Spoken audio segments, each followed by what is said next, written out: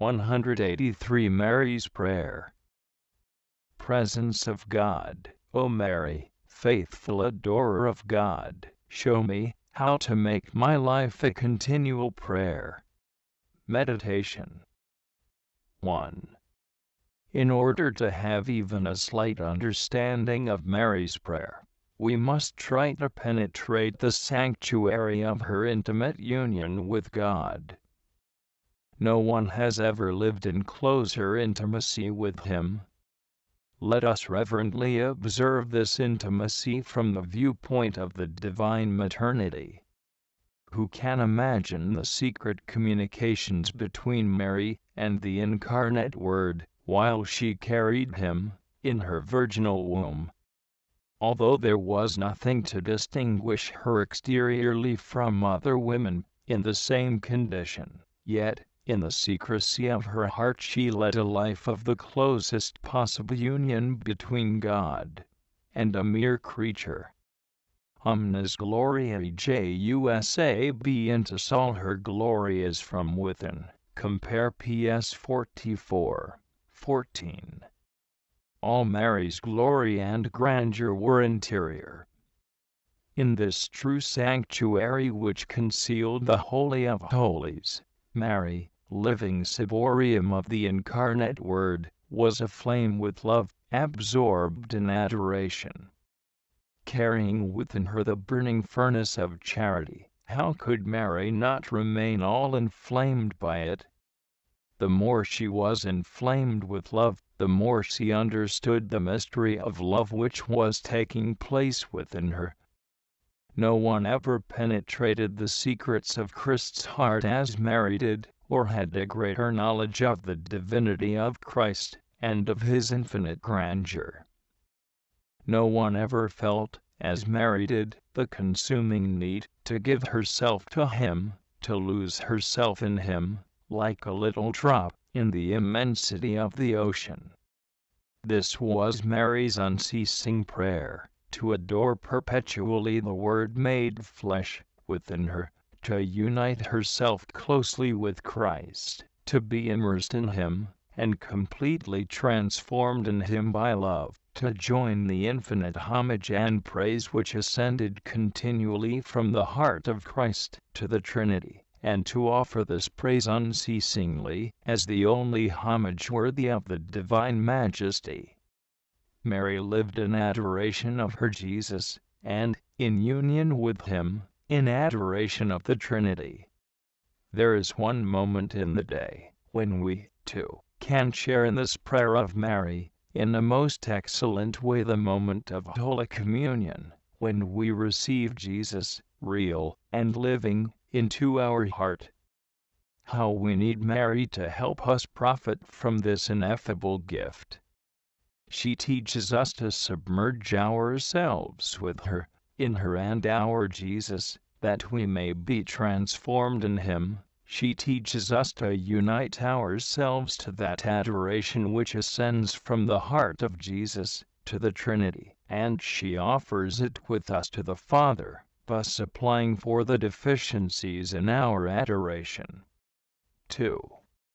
Mary spent 30 years in Bethlehem and Nazareth, in sweet family intimacy with Jesus. He was her center of attraction, the object of her affections, her thoughts, and solicitude. The life of Mary was centered on Him. She took care of Him, always seeking new ways of pleasing, serving, and loving Him, with the greatest devotion. Her will vibrated in unison with His, her heart beat in perfect harmony with His. She shared the thoughts of Christ and His secret wishes, in such a way that it can be said that she lived the very life of her Son Pius X ad Demillum. Like Mary's life, her prayer was ever Christocentric, and Christ bore it to the Blessed Trinity. It was really the mystery of the Incarnation which brought Mary into the fullness of the Trinitarian life.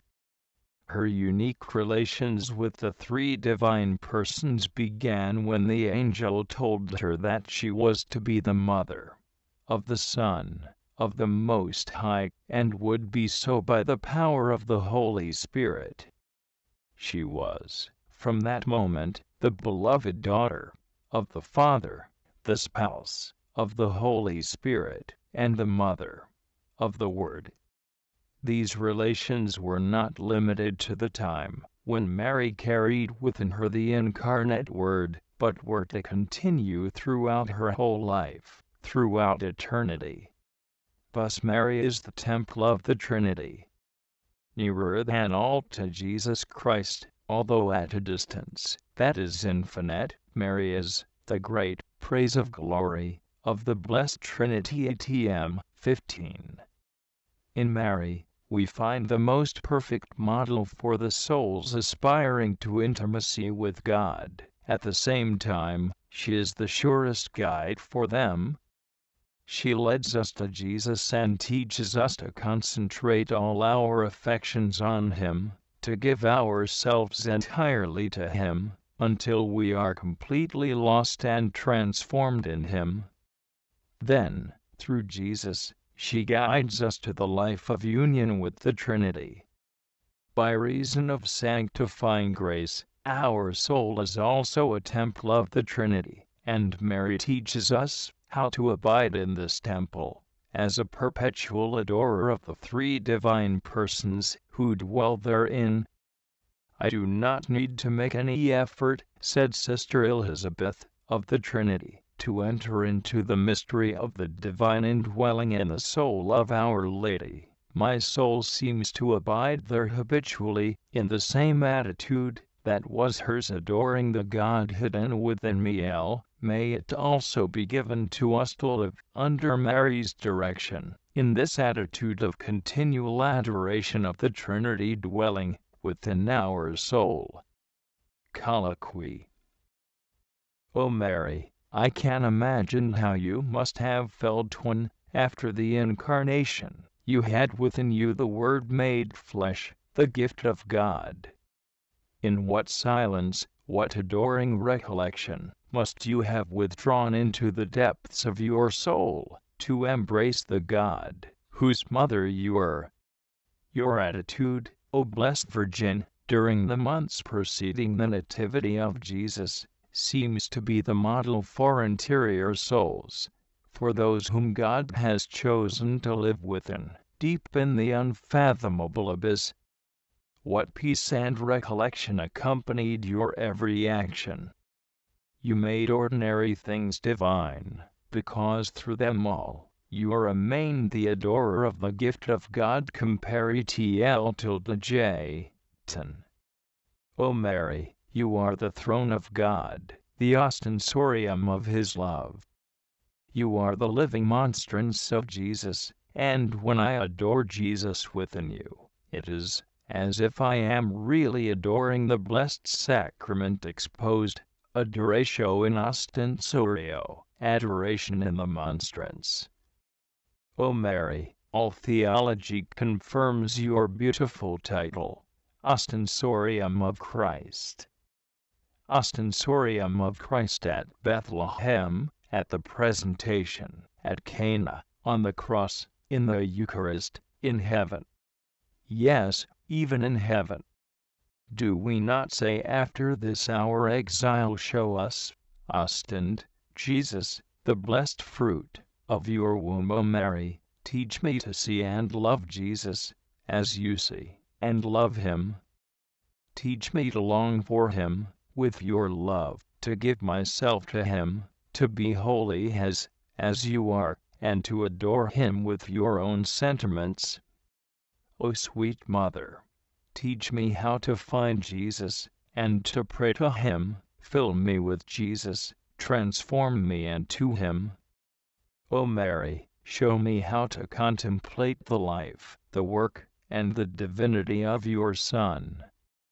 Be the way which leads me to Jesus, the bond which unites me to Him, and which, with Him, and in Him, unites me to the most blessed Trinity. Compare Poppy.